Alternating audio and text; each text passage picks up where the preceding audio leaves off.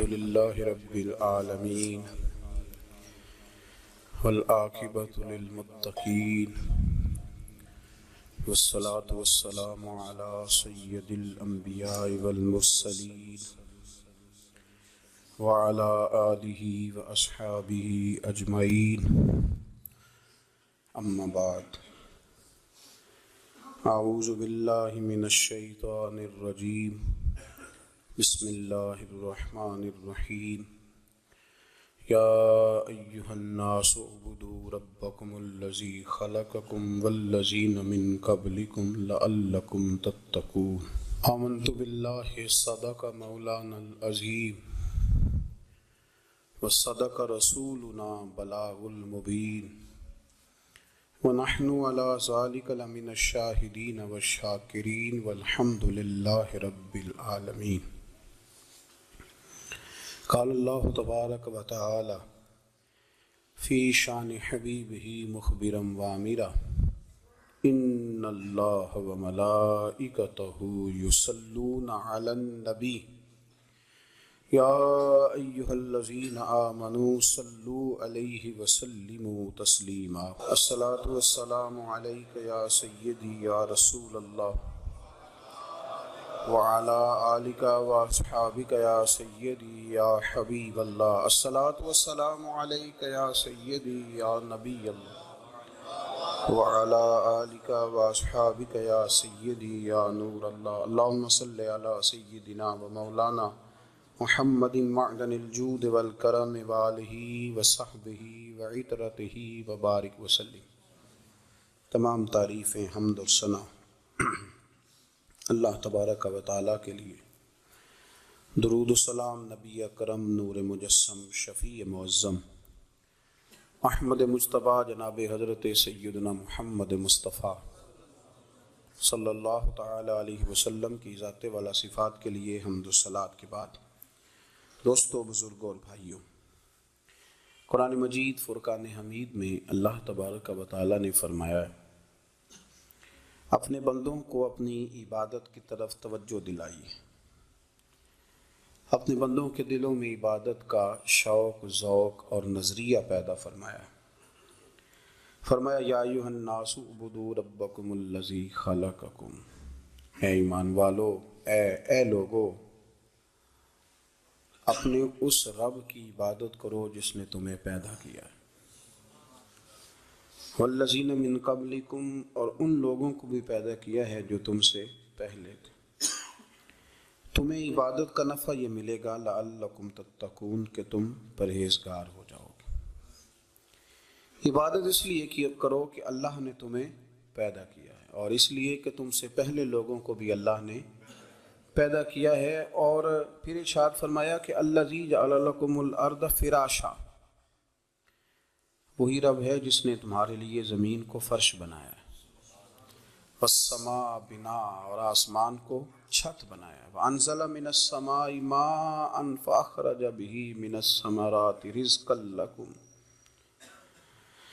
زمین کو فرش بنایا، آسمان کو چھت بنایا، پھر آسمان سے پانی برسایا جس کے ذریعے پھل نکالے، اور وہ بھی کسی اور کے لیے نہیں، رزق لکم، تمہارے رزق کے لیے، وہ بھی تمہارے رزق کے لیے۔ یہ ساری نعمتیں تمہیں دی ہیں، اب فلا تجعلوا للہ اندادا،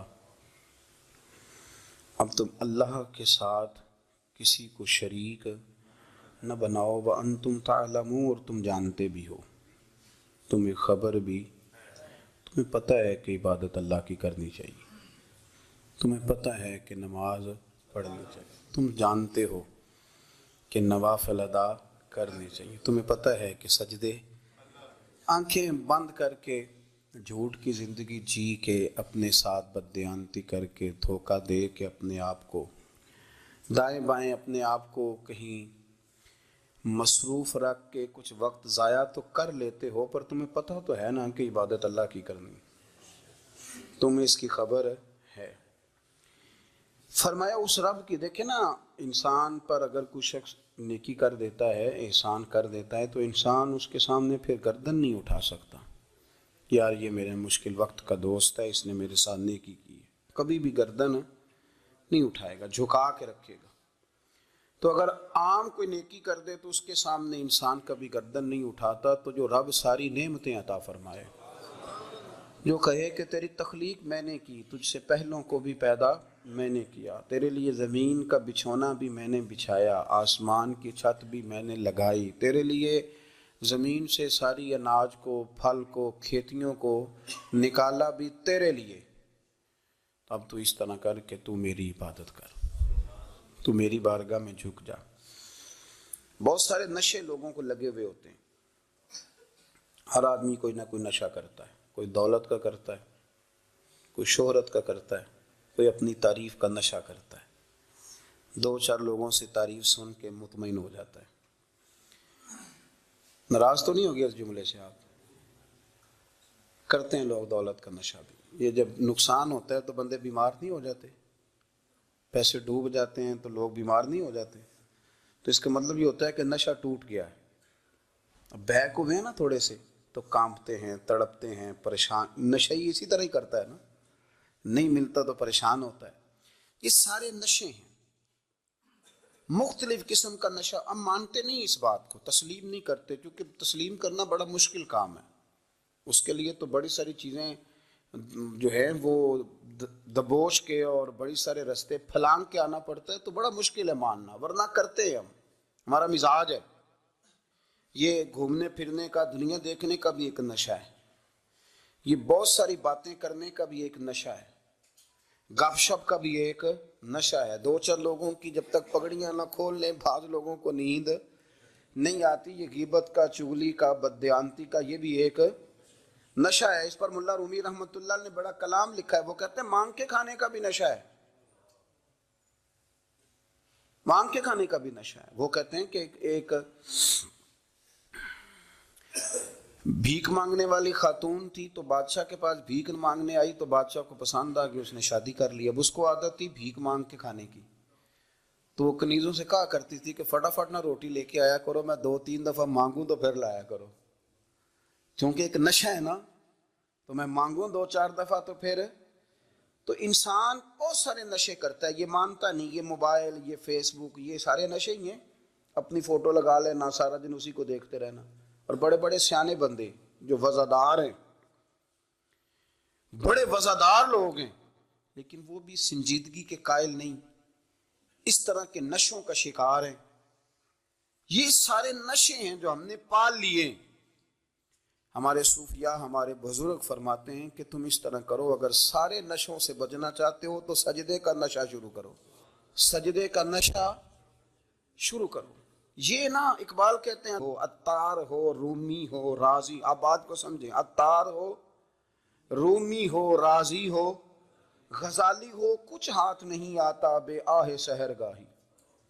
کہتے بہت بڑا صوفی ہو جیسے فرید الدین عطار تھے، بہت بڑا تصوف کا امام ہو جیسے امام غزالی تھے، بہت بڑا تفسیر کا استاد ہو جیسے امام رازی ہو، عطار ہو، رومی ہو، رازی ہو، غزالی ہو، پر کچھ ہاتھ نہیں آتا بے آہ سحر گاہی۔ اگر سویرے اٹھ کے روتا نہیں نا اللہ کی بارگاہ میں، اگر تہجد نہیں نہ پڑھتا، تو کچھ ہاتھ نہیں آتا بے آہ سحر گاہی۔ پھر اس کو کوئی چیز نصیب، میری بات کی سمجھ آ رہی ہے آپ حضرات؟ جب تک آپ سویرے نہیں اٹھتے، آپ اللہ اللہ نہیں کرتے، آپ کو نوافل کا چسکا نہیں، عبادت کا مزہ نہیں، فرمایا میری عبادت کرو، یہ شوق پیدا کرو، میں نے تمہیں پیدا کیا ہے۔ ہم لوگوں کے نشے، مختلف نشے، بڑا عجیب رنگ ہے۔ محفل کی صدارت کرنے والے بڑے پیر صاحب، بڑے القابات، بیچ میں سے بندہ تلاش کرنے سے بھی نہیں مل رہا، اتنے بڑے لقب ہیں اس کے، لیکن وہ سج سنور کے 2.5 گھنٹے بیٹھا رہا محفل میں، اور نماز کا وقت آیا تو اس نے مختصر سی پڑھی، وہ نکل گیا، ہلکے سے سجدے کیے۔ اتنا بڑا عشق رسول، نعت خواں، ہو کیا بات ہے، اور عشق رسول کا بہت بڑا پیغامبر، بہت بڑا مبلغ، اور بیچارہ سمجھ ہی نہیں سکا کہ اللہ کے رسول نے فرمایا تو نماز پڑھ میری آنکھیں ٹھنڈی ہو جائیں گی۔ تو یہ نشے کے عادی تو ہیں پر حقیقت کے قائل نہیں ہیں۔ یہ بس ٹھیک ہے، خوابوں کی دنیا میں لوگ زندہ ہیں، پر جن کو یہ جو نشہ تھا نا عبادت کا، یہ میرے رسول پاک کی چاہت ہے، یہ میرے نبی کریم علیہ السلام کی، آپ دیکھیں نا حضور مہینوں مہینوں جا کے غار حرا میں بیٹھتے تھے. کیا وہاں تبلیغ کرتے تھے؟ کوئی کتاب لکھتے تھے؟ رسول کریم علیہ السلام مہینہ مہینہ رہتے غار حرا میں. کوئی نہ مجھے دیکھے، کوئی نہ مجھے ملے. حضور یہاں کیا ہے؟ فرمایا میں اپنے رب کی عبادت کروں گا. نبی کریم علیہ السلام نے سجدوں کے ساتھ پتھروں اور پہاڑوں کو آباد کر دیا، سجدوں کے ساتھ. آپ کا سجدہ آپ کو بہت ساری چیزوں سے چھڑا لیتا ہے، یہ بہت ساری جگہوں سے جھکنے سے بچا لیتا ہے. صوفیاء اولیاء یہ کیا کرتے تھے؟ یہ سجدے کا ذوق ہی تو پیدا کرتے تھے. سجدے کا ذوق. شاہ عبدالعزیز دباغ رحمۃ اللہ تعالی علیہ اپنے مریدوں سے فرمایا کرتے تھے کہ اگر تم پکے نمازی بن جاؤ نا، تہجد گزار ہو جاؤ، تو میرے پاس آنا جانا چھوڑ دینا. عرض کی حضور کیوں؟ فرمایا میں تمہارے اور رب رسول کے رستے میں رکاوٹ نہیں بننا چاہتا، اور میرا مقصود ہے تمہیں وہاں تک پہنچانا. جب پہنچ گئے تو پھر میری ضرورت ختم ہو گئی. ہاں کبھی وسوس آئے، شک پیدا ہو، تکلیف ہو تو آنا، ورنہ میں نہیں چاہتا کہ میں رکاوٹ بنا رہوں. تم اللہ اللہ کرو، اس مالک کو راضی کرو. میرے رسول پاک علیہ وسلم نے فرمایا بندہ اللہ کے سب سے قریب اس وقت ہوتا ہے جب وہ سجدے کی حالت میں ہوتا ہے. کس کے قریب ہوتا ہے؟ اللہ کے سب سے قریب ہوتا ہے. وہ بڑا نیڑے ہے رب کے، بڑا قریب ہے، اس لیے کہ وہ حالت سجدہ میں. وہ جب سجدے کرتا ہے نا، اس کی بارگاہ میں جب جھک جاتا ہے. آپ ذرا سجدے کی کیفیت دیکھیں نا، زبان بھی یہاں ہے، آنکھ بھی یہاں ہے، کان بھی، عقل بھی ساری، اس نے سارا کچھ رکھ دیا سجدے میں. آپ وہ کبھی پیچھے جائیں تو دیہاتوں میں کہا جاتا تھا ناک سے نکیریں نکالو، بہت بڑی سزا ہوتی تھی نا، ناک سے نکیریں نکالو، بڑی سزا ہوتی تھی. تو اس نے کہا مالک مجھے کسی نے کہا نہیں، پر دیکھنا میں نے رکھ دی ساری عقل سجدے میں، اور رکھ کے کہا کیا؟ سبحان ربی یا اللہ میں پست ہوں تو اعلیٰ ہے، اللہ تو میرا رب ہے اور تو سب سے اعلیٰ. اتنا. اور فرمایا جب یہ اس کیفیت میں ہوتا ہے تو پھر یہ اپنے رب کے قریب ہوتا ہے. کثرت عبادت، نوافل.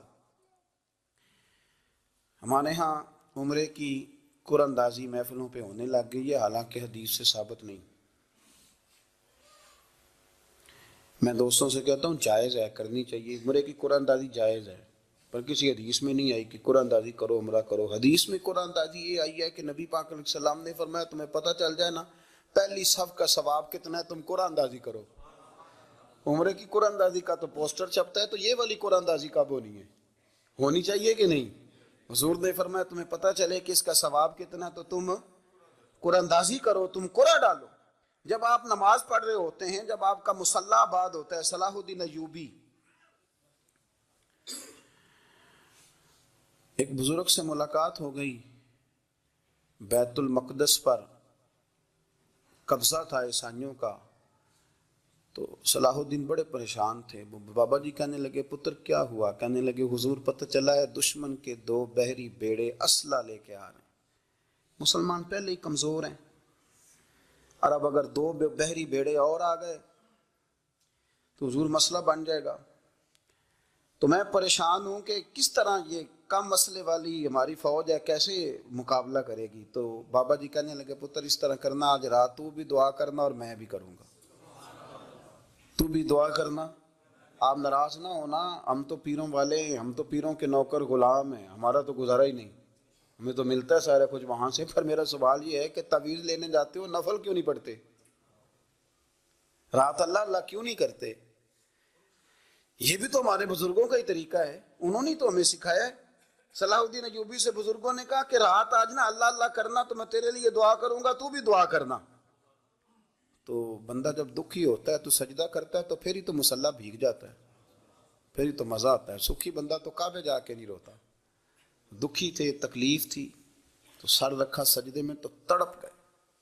اور وہ بابا جی کہتے ہیں میں مسجد آیا تو صلاح الدین چیخے مار کے رو رہا تھا اور کہہ رہا تھا مالک میں کوئی اپنی شان کے لیے تو نہیں نہ لڑ رہا، اللہ کو میں کوئی قبضوں کے لیے تو نہیں لڑ رہا، مالک تیرے لیے لڑ رہا ہوں، مجھے بے آبرو نہ کرنا، میری مدد فرمانا.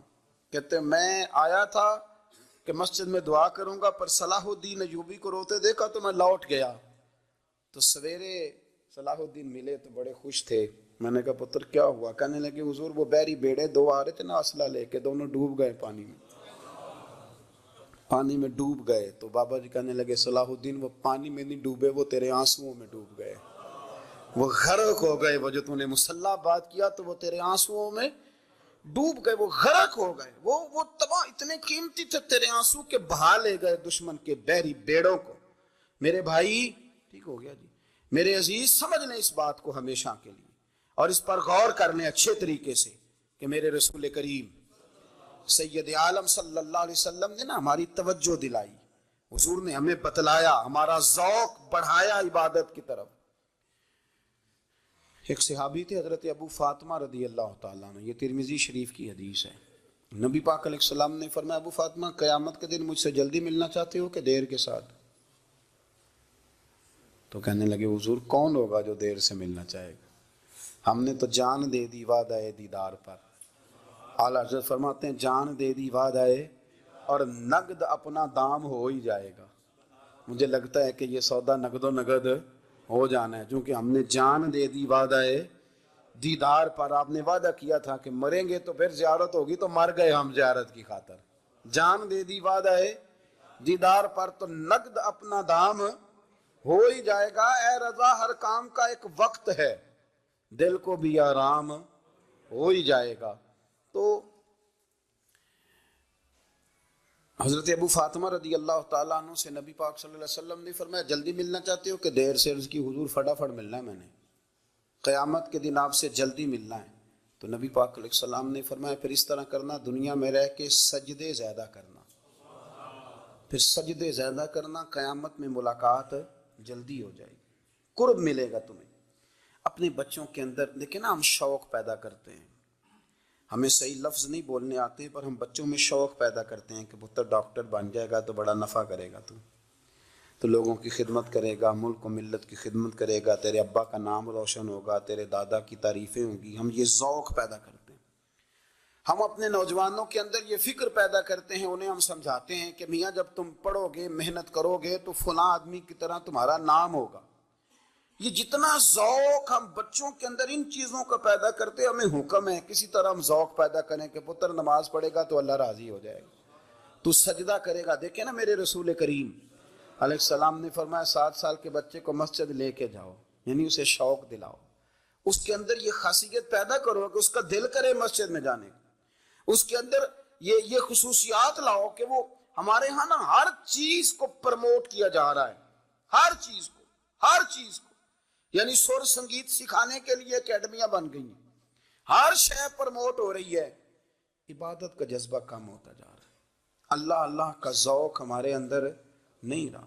اور اتنا مشکل ہم نے اپنے لیے بنا لیا ہے کہ وہ بندہ جو بڑی زبردست مذہبی گفتگو کر رہا تھا اور تگڑی بات کر رہا تھا، کیا بات ہے، لیکن نماز کے بارے میں کمزوری دکھا جاتا ہے، نوافل کے بارے میں وہ چپکے سے نکل جاتا ہے۔ امام احمد بن حنبل رحمۃ اللہ تعالی علیہ، مسند امام احمد بن حنبل 14 جلدوں میں ہے مارکیٹ میں، اور مجھے تو خیر پسند ہی بڑی ہے، میں نے تو کئی دفعہ پڑھی ہے۔ اور کیا بات ہے امام احمد بن حنبل کی، کیسے تگڑے قسم کے محدث تھے، اور اللہ نے کتنا انہیں اعزاز عطا فرمایا ہوا تھا۔ یہ کوڑے بھی کھاتے تھے دین کی خاطر، سارا کرتا لہو سے بھر بھی جایا کرتا تھا، بڑا اعزاز والا شخص تھے، بڑے اعزاز والے، حدیثیں جمع کرنا، حدیثیں لکھنا، حدیث پڑھانا، سارا دن رہتے تھے۔ کہہ سکتے تھے کہ میں کر تو رہا ہوں کام، اور حدیث بھی موجود ہے کہ عالم عابد سے افضل ہوتا ہے، پر اس کے باوجود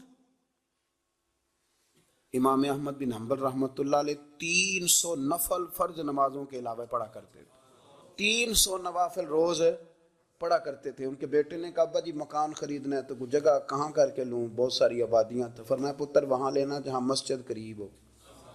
میرے رسول کریم سید عالم صلی اللہ علیہ وسلم اتنا پسند کرتے مسجد کو، اتنا پسند کرتے نماز کو، کہ رسول کریم صلی اللہ علیہ وسلم تہجد کی نماز بھی پڑھتے، پھر حضور فجر کی نماز بھی پڑھتے، نبی پاک وتر کو الگ کر کے پڑھتے، عشاء کے ساتھ نہیں پڑھتے۔ یہ تو ہم اس لیے اجازت دی ہمارے بزرگوں نے کہ بعد میں اٹھے گا کون علیحدہ وطر پڑھنے کے لیے، عشاء کے ساتھ پڑھ لیں، وطر پڑھتے، تہجد پڑھتے، فجر پڑھتے، اشراق پڑھتے، چاشت پڑھتے، پھر مغرب کی نماز کے بعد 6 رکعت اوابین پڑھتے، پھر رات کو صلاۃ اللیل پڑھتے۔ سیدہ عائشہ صدیقہ کہتی ہیں زمانہ سو جاتا اور میرے رسول مصلی بچھا کے کھڑے ہو جاتے، او یار کھیتی باڑی کر کے نہیں، محنت مزدوری کر کے نہیں۔ جناب عائشہ کہتی ہیں میں یہ بھی دیکھتی کہ حضور ایک آیت شروع کرتے تو ساری رات اسی کو پڑھتے، اور میری نظر جاتی تو قدم مبارک پہ ورم آ جاتا۔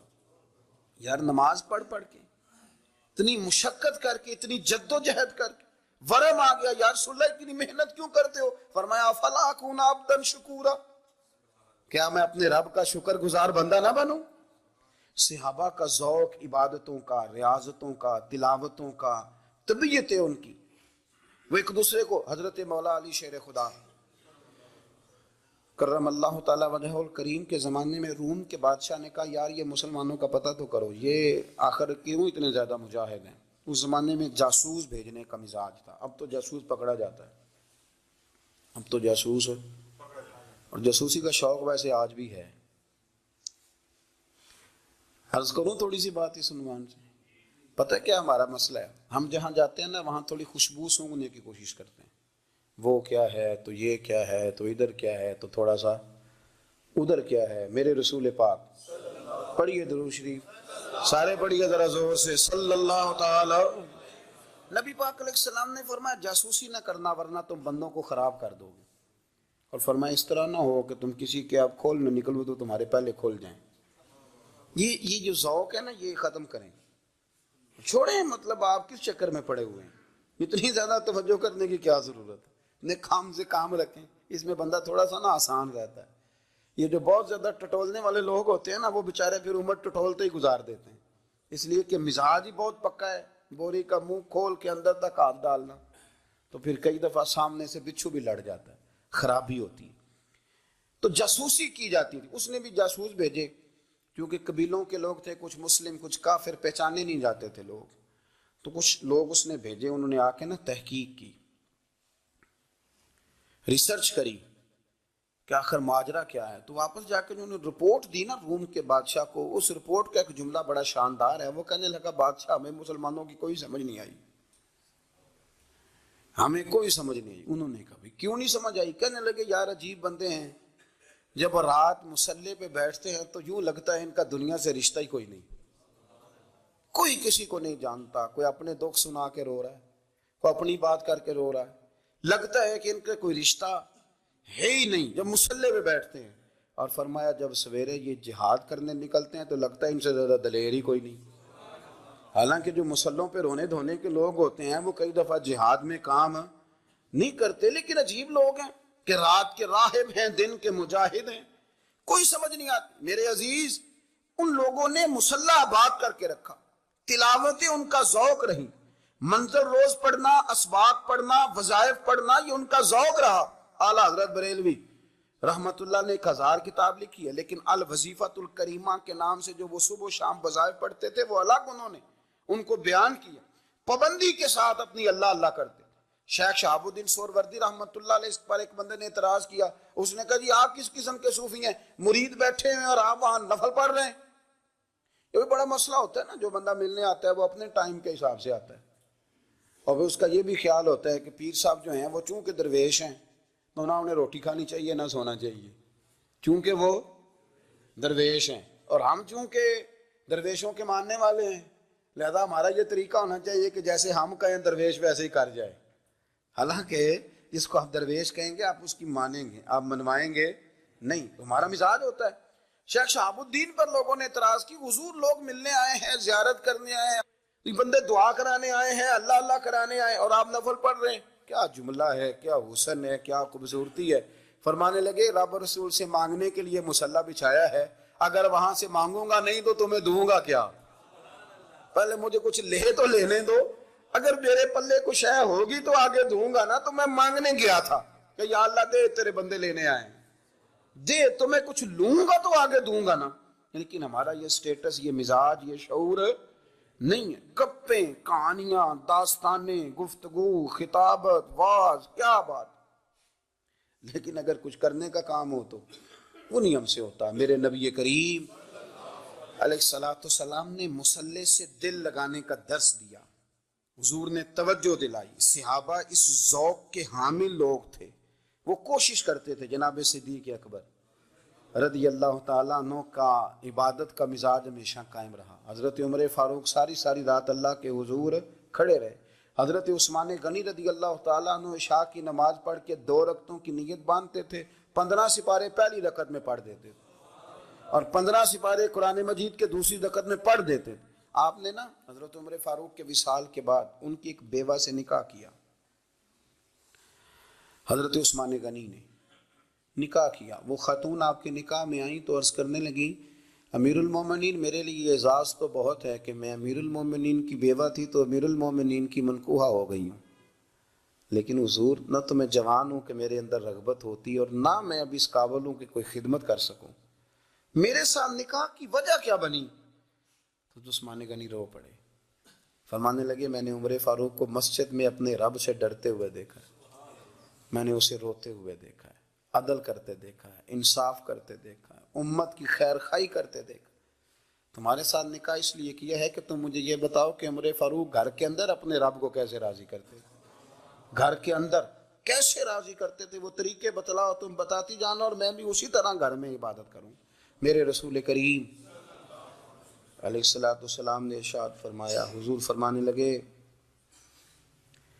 جس گھر میں اللہ کا ذکر ہوتا ہے وہ گھر زندوں کا ہے، اور جس گھر میں رب کریم کا ذکر نہیں ہوتا وہ گھر زندوں کا نہیں ہے۔ گھر نا ہم نا کتابوں میں پڑھتے ہیں کہ ایک بزرگ کہتے ہیں، حضرت فضیل بن عیاض کہتے ہیں کہ میں ایک گلی سے گزر رہا تھا تو گھر کے اندر کسی قاری صاحب نے قرآن کی آیت پڑھ دی، وَلِمَنْ خَافَ مَقَامَ رَبِّهِ جَنَّتَانِ، میں میرے کانوں سے ٹکرائی تو اللہ نے میری کایا ہی پلٹ دی، میں توبہ کر گیا۔ اب گھر کے اندر سے آواز آئے تو صحیح نہ تلاوت کی، پر اندر سے آواز آتی نہیں، یا ڈیک بجنے کی آواز آتی ہے، یا ٹی وی چلنے کی آواز آتی ہے، یا دھوم مچانے کی آواز آتی ہے۔ عبادت کا وہ جو خاص شوق تھا، وہ جو حسن تھا، وہ جو توانائی تھی، وہ جو بات تھی۔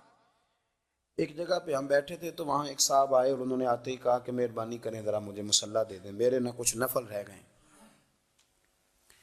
تو میں نے وضو کر لیا تو کوئی مصلی مل جائے، مصلی انہیں دے دیا گیا، وہ مصلی لے کے چلے گئے تو پیچھے ایک صاحب نے تبصرہ کیا، کہنے نے کتنا ریاکار بندہ ہے، لوگوں کو دکھا رہا ہے کہ میں نفل پڑھتا ہوں، ہے کوئی بات کرنے والی؟ میں نے اسے کہا تو مہربانی کرنا، اس طرح کی ریاکاری تو بھی کر، پکڑ مصلی اور جا تو بھی تھوڑی ریاکاری کر کے آ، اٹھ ذرا، شکر کر کو یہ ریاکار بھی ملا ہے، کوئی نفل پڑھ کے ریاکاری کر رہا ہے۔ اللہ کا میں کہتا ہوں کو پڑھے تو صحیح نہ، یار یہ کوئی دور ہے نفل پڑھنے کا؟ اس میں تو لوگوں کا مزاج ہی نہیں، طبیعت ہی نہیں۔ میں نے کہا چل مہربانی کر یہ لے مصلی اور تو بھی جا تھوڑی سی ریاکاری کرو تو صحیح نا، مزاج ہی نہیں، ذوق۔ جمعے کی نماز پڑھ کے یوں دنیا بھاگتی ہے، او ہو پتہ نہیں کون سی پیچھے آگ تھی جو بجھائی جائے گی، اور آج تک لوگ مسئلہ پوچھ رہے ہیں کہ جمعے کی بعد والی سنتیں کتنی ہوتی ہیں۔ میں نے کہا کتنے سال ہو گئے جمعہ پڑھتے، کتنے سال ہو گئے، ابھی تک سنتوں کا نہیں پتا، ابھی تک نے علم کے پہلے کتنی رکھتے ہیں اور بعد میں کتنی رکھتے ہیں۔ فجر کی سنتیں کب پڑھنی چاہیے؟ سنو فجر کی سنتوں کے بارے میں۔ میرے رسول کریم سید عالم صلی اللہ تعالی علیہ وسلم سے ایک صحابی نے پوچھا تھا، حضور میری فجر کی سنتیں رہ گئیں یا رہ جاتی ہیں تو حکم کیا ہے؟ کیا انداز ہے حضور کا، بخاری مسلم کے لفظ سنو۔ حضور سید عالم صلی اللہ علیہ وسلم فرمانے لگے، اس نے کیا پوچھا تھا؟ حضور جواب کیا دیتے ہیں؟ فرمایا فجر کی سنتیں کبھی نہ چھوڑنا، فجر کی پہلی 2 سنتیں کبھی نہ چھوڑنا۔ یا رسول اللہ صلی اللہ تعالی علیہ وسلم میری رہ گئی ہیں، رہ جاتی ہیں۔ فرمایا فجر کی 2 سنتیں نہ چھوڑنا، فرمایا فجر کی پہلی 2 سنتیں مجھے دنیا اور دنیا کے اندر جو کچھ ہے وہ سب سے زیادہ پیاری ہے۔ فجر کی 2 سنتیں دنیا اور دنیا میں جو کچھ ہے مجھے وہ سب سے زیادہ پیاری ہیں، اس لیے فجر کی سنتیں نہ چھوڑنا۔ اپنا ذوق، اپنی طبیعت، ہم نے نا ذوق غلط بنا لیا ہے۔ اگر 20 بندے کہہ بھی دیں گے تو نے بڑی شاندار تلاوت کیا تو کیا اس سے بنے گا؟ 100 بندہ کہہ بھی دے تیری کیا بات ہے، کیا بات ہے نعت خاں کی، کیا بات ہے علامہ صاحب کی، پیر صاحب کی، پیر مہر علی شاہ صاحب رحمت اللہ علیہ۔ آپ تشریف فرما تھے تو آپ کے ایک ہی بیٹے بابو جی جن کو کہا جاتا ہے، جس دن صاحبزادے پیدا ہوئے تو خادم نہ وہاں سے نکلا. ان لوگوں کے شوق اور طرح کے تھے نا، تو ان کی توجہ بھی اپنے شوق کی طرف رہتی. تو خادم نکلا اندر سے، پیر صاحب مبارک ہو، پیر صاحب مبارک ہو، پیر صاحب مبارک ہو، پیر صاحب مبارک ہو، شور کر رہا ہے. تو پیر صاحب کو وجد ہو گیا، اللہ اکبر اللہ اکبر اللہ. او کیا ہوا، کس بات کی مبارک دے رہے ہو؟ عرض کی حضور اللہ نے بیٹا دیا.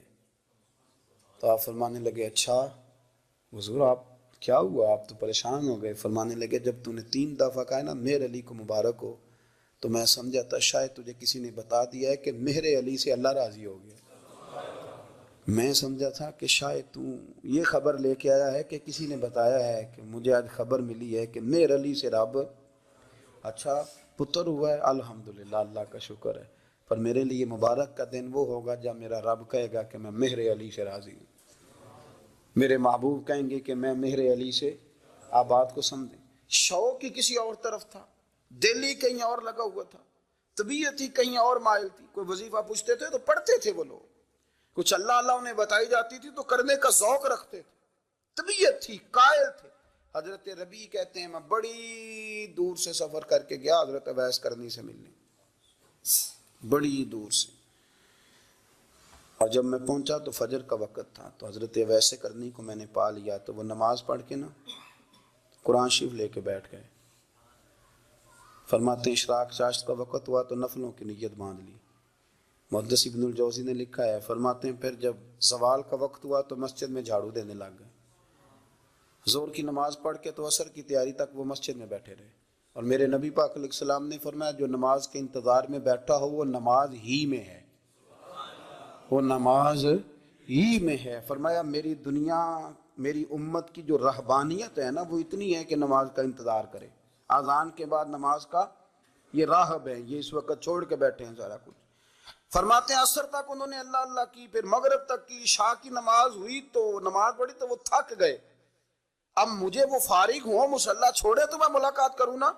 یہ آپ حیران نہ ہو کہ اتنی دیر بندہ کیسے اللہ اللہ کر. ہم نے کی نہیں نا اس لیے ہم پریشان ہیں. جو عادی ہوتے ہیں وہ کر بھی لیتے ہیں. وہ یہ کام میری بات کی سمجھ آ رہی ہے؟ جب جاتے ہو کسی دفتر میں تو 8 گھنٹے کھڑے رہ لیتے ہو نا، مجبوری ہوتی ہے تو کھڑے رہا جا سکتا ہے. پاسپورٹ کے دفتر بولیے، امیگریشن کی لائنوں میں، اور میں نے تو امبیسیوں میں بندے 12 گھنٹے پہلے جا کے کھڑے دیکھے، رہ لیتے ہیں کھڑے. تو اگر ان کاموں کے لیے رہا جاتا ہے تو اللہ رسول کے لیے بھی کھڑے رہا جا سکتا ہے. تو فرمانے لگے کہ جب عشاء کی نماز کے بعد آخر انسان تھے، تھک گئے، نیند کا غلبہ ہوا تو تھوڑی ایسے آنکھ بند ہوئی تو کھلی تو رونے لگے. حضرت ویسے کرنی رو کے کہنے لگے مالک مجھے غافل تو نہ کر، ابھی میں نے کیا بھی کچھ نہیں، دن ختم ہو گیا، کوئی نفل نہیں، کوئی اللہ اللہ نہیں، اللہ مجھے غافل نہ کر، میری مدد فرما. فرماتے ہیں جب وہ روئے تو میرے ساتھ جو شخص تھا میں نے کہا اٹھو چلیں. کہنے لگا حضور ملنا نہیں. فرمایا جو میں لینے آیا تھا وہ مجھے مل گیا ہے، جو میں ان سے سیکھنے آیا تھا وہ مجھے نصیب ہو گیا، اب اور میں نے کیا لینا، ختم ہو گئی بات، اٹھو چلیں. اللہ کے بندوں نے حضرت ربیعہ بن کعب اسلمی رضی اللہ تعالیٰ عنہ فرماتے ہیں، کہتے ہیں جب بنو قریظہ اور بنو نذیر یہودیوں کے ساتھ حضور علیہ السلام نے جنگ کا اعلان فرمایا تو وہ دشمن ہو گئے. ہمیں خطرہ تھا کہ وہ رات کو کہیں محبوب کو تکلیف نہ دیں. تو کچھ لوگ نا تلواریں لے کے نبی پاک کے دروازے پہ پہرے داری کرتے تھے. گن مین رکھنا حرام نہیں، اگر کسی کو واقعی خطرہ ہو تو اس کے لیے سنت بھی ہے. حضرت علی المرتضیٰ تلوار لے کے حضور کے گھر کا پہرا دیتے تھے. حضرت ربیعہ بن کعب اسلمی رضی اللہ تعالیٰ عنہ فرماتے ہیں کہ رات میری ڈیوٹی تھی کہ میں حضور کے گھر کا پہرا دوں گا. تو فرماتے ہیں میں باہر سن رہا تھا، ساری رات ہی میرے نبی پاک نے اللہ کی تسبیح پڑھی، ساری رات، کبھی تسبیح، کبھی تحلیل، کبھی تحمید، کبھی تکبیر، ساری رات. فرماتے ہیں ساری رات حضور پڑھتے رہے اور ساری رات ہی میں سنتا رہا. مجھے اونگ آ گئی، میری آنکھ لگ گئی، حضور ابھی پڑھ رہے تھے، میں تھک کے سو گیا. اور فرماتے ہیں جب میری آنکھ دوبارہ سے کھلی تو میرے کانوں میں پھر کوئی چیز گونجی تو میں نے کان لگایا تو میرے حبیب ابھی بھی اللہ کو یاد کر رہے. ساری رات حضور رب کی عبادت کرتے. اسی لیے تو کہا یا ایھا المزمل قم اللیل الا قلیلا، حبیب ساری رات تو نہ جاگا کر، تھوڑا آرام بھی کر لیا کر. میرے بھائی اپنا مصلی، اپنی عبادات، اپنے وظائف اللہ اللہ جو آپ نے کسی سے سیکھی ہے اس کو کبھی کمزور نہ ہونے دیں۔ شجرہ شریف جو کسی بزرگ سے آپ لے لیتے ہیں تو کیا رسم ہے کوئی؟ اس پہ کچھ لکھا ہوتا ہے، وہ پڑھنے کے لیے دیا جاتا ہے، اس پہ لکھا ہوتا ہے کہ جی اللہ اللہ آپ نے کرنی ہے۔ ساری زندگی کسی اسکول میں داخل ہو گئے اور وہاں جا کے آپ نصاب ہی نہ پڑھیں، کتاب ہی نہ کھولیں تو پاس ہو جائیں گے؟ وہ کہتے ہیں میں 20 سال جاتا رہا ملا کچھ نہیں، تو آپ نے لیا کیا ہے؟